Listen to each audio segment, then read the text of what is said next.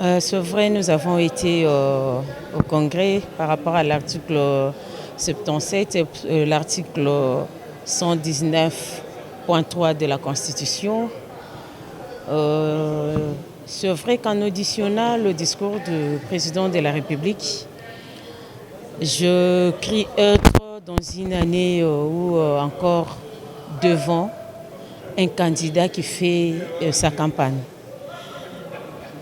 J'ai entendu 20% des réalisations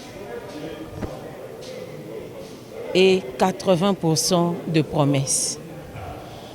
Je me suis posé la question si nous étions déjà dans l'année électorale. Oui, c'est vrai que ça sera l'année prochaine.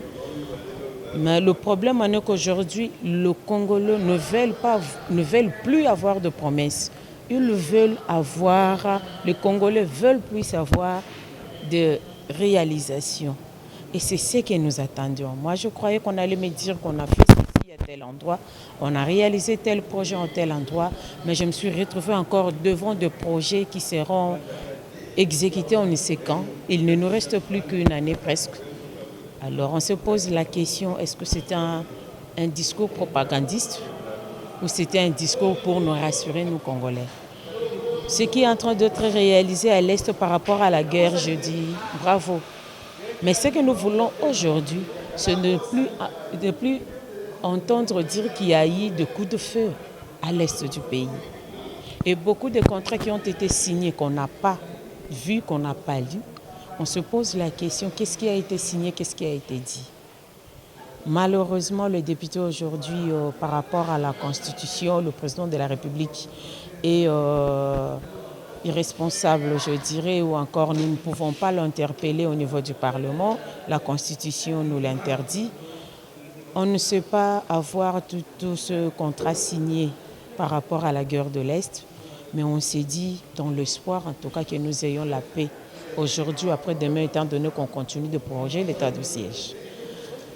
Pour le Congo central, il était chez nous au Congo central la semaine passée. Il est allé voir là où on doit construire le port en eau profonde. Mais malheureusement, moi je dirais que c'est encore une promesse que nous attendons. Et surtout que nous sommes en train de taper la main là-dessus pour dire que nous voulons que le Congolais ait des travaux. Nous voulons que ces contrats-là, que l'ex-ONATRA soit mis dans ces contrats-là pour la construction du port en eau profonde, étant donné qu'ils ont déjà l'expérience. Et plus de 50 000 emplois, en tout cas, moi je me dirais, vaut mieux donner au moins 90% aux Congolais. Et par rapport à ce qui se passe chez nous, la vente des terres, chez nous au Congo central, nous sommes en train déjà de clôturer notre session. Nous avons demandé l'enquête parlementaire. Le président en a parlé. Nous savons qui a acheté, mais nous voulons savoir comment il a acheté, par qui il les a achetés, et pouvoir demander l'annulation de ces contrats-là qui posent problème. Aujourd'hui, des villages et des villages sont dehors. Des mamans avec des bébés qui sont dehors, et nous martelons là-dessus que ces contrats-là doivent être annulés, et ça ne peut être annulé que par un rapport de vacances parlementaires lié en plénière et prendre la décision en plénière pour que cela soit annulé. Voilà un peu le peu des choses que j'ai compris, mais là je suis tellement déçue par rapport à ce discours. J'attendais plus de réalisations que de projets. Les priorités, ce sont des routes et des services agricoles. Les priorités, ce sont des ponts. Les priorités, c'est l'eau, l'électricité. Le priorité, c'est beaucoup de choses que la population attend aujourd'hui. Vous voyez, chaque jour, nous sommes en train de voter des lois ici. Mais une maman m'a appelé pour dire, mais il est lois honorables, on ne sait pas ce que vous votez là-bas, ça ne nous aide pas. Le prix du riz est toujours à la hausse, le prix d'un piodi, c'est ce qu'ils veulent voir. C'est-à-dire la baisse de prix sur le marché. Mais c'est ce qu'ils n'arrivent pas à voir. La population veut autre chose. Ils veulent autre chose. Ils veulent qu'aujourd'hui, nous sommes en train de fêter nos fêtes de Nouvel An. Ils veulent voir que acheter du riz soit facile, par exemple 10-15 $. Aujourd'hui, nous achetons le 25 kilos de sac de riz à combien?